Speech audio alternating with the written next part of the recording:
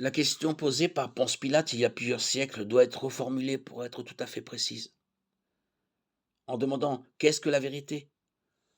Le gouverneur romain oublie que beaucoup de choses peuvent être vraies, mais qu'une seule est la vérité. La vérité a besoin d'une origine.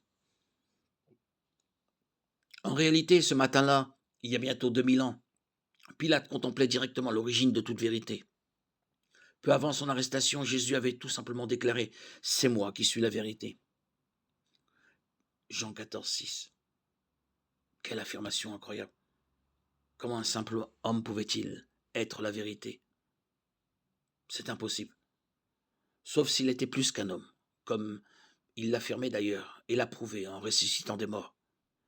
Romains 1,4.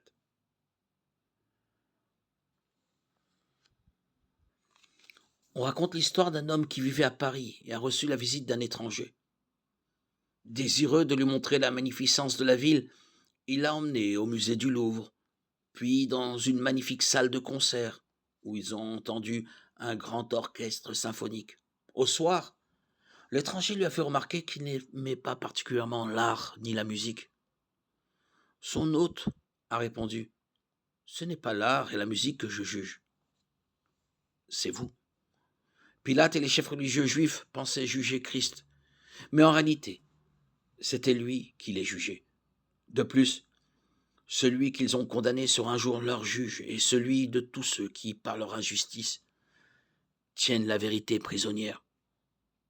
Malheureusement, Pilate n'est jamais parvenu à la connaissance de la vérité. L'historien de l'Église Eusèbe, évêque de Césarée, dit qu'il a fini par se suicider pendant le règne de l'empereur Caligula. Cette triste fin nous rappelle que de n'avoir aucun égard pour la vérité a toujours des conséquences fâcheuses.